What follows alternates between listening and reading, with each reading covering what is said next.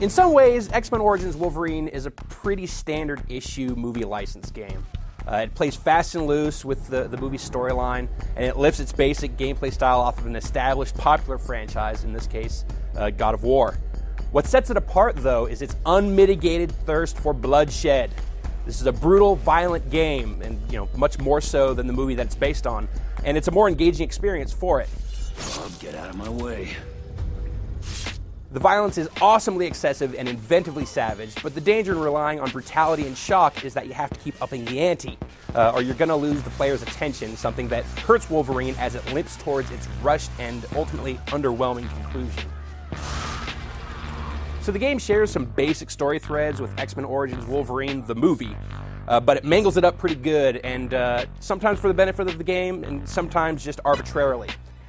The end result is that you won't really care about the story, but the good news is that you don't really have to. All you really need to know is that Wolverine is all about straight murdering fools. The approachable combat makes all this easy enough, giving you some combo attacks, counter attacks, grab moves, environmental kills, and some flashier rage attacks. And an awesome lunge move that lets you get up close and personal with dudes. The lunge is an awesome touch. I actually really like that part. But the rest of the combat feels pretty familiar. The combat is decidedly group focused, though you'll regularly find yourself squaring off against lumbering Goliath-type enemies. The pieces fit together pretty dynamically, and all that bloody carnage is totally worth it. As you might imagine from a dude with 6 long-ass, razor-sharp knives sticking out of his hands, Wolverine's attacks always spill blood, and they usually leave his enemies missing a limb or two at least. It's honestly kind of a surprise that no other video games before this have really thought to explore the graphic potential for this character, so the zoomed-in, slow-motion images of guys getting turned into a slurry of blood and guts stays novel and shocking for a good majority of the game. Wolverine can also get pretty well messed up during all this fracas, and you'll be intimately familiar with his muscle and skeletal structures by the time it's all done. Battle-damaged Wolverine can look a little goofy sometimes, particularly when dude is missing his face, but it fits the bloody vibe of the whole game.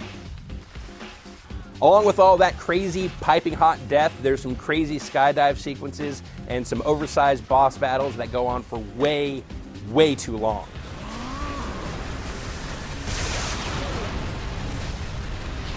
The action's also broken up by some switch and jump puzzles where you gotta turn a crank or drag some heavy thing to some other place, hit some switch, and it all feels like really generic kind of gamey stuff. It feels out of place, and Wolverine's handling is just better calibrated for the wild and furious combat than it is for precision jumping and climbing on stuff, which really makes these sections feel pretty clunky. Wolverine starts out really strong, but it runs out of violent new tricks about 2/3 of the way through. Without the constant surprise of new, outrageous depictions of slaughter to distract me, the repetition of the action really set in, and problems like dodgy frame rate and buggy collision detection really became more apparent. Even still, if you've come to see Wolverine at his most brutal, this game does not disappoint. There is no shortage of unflinching dismemberment throughout X-Men Origins Wolverine, even if some of the finer points aren't so sharp.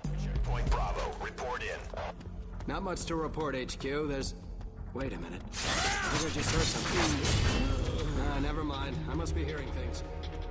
Roger that. Expect another sit rep check in 20 minutes. Copy that. Ta-da! Cha!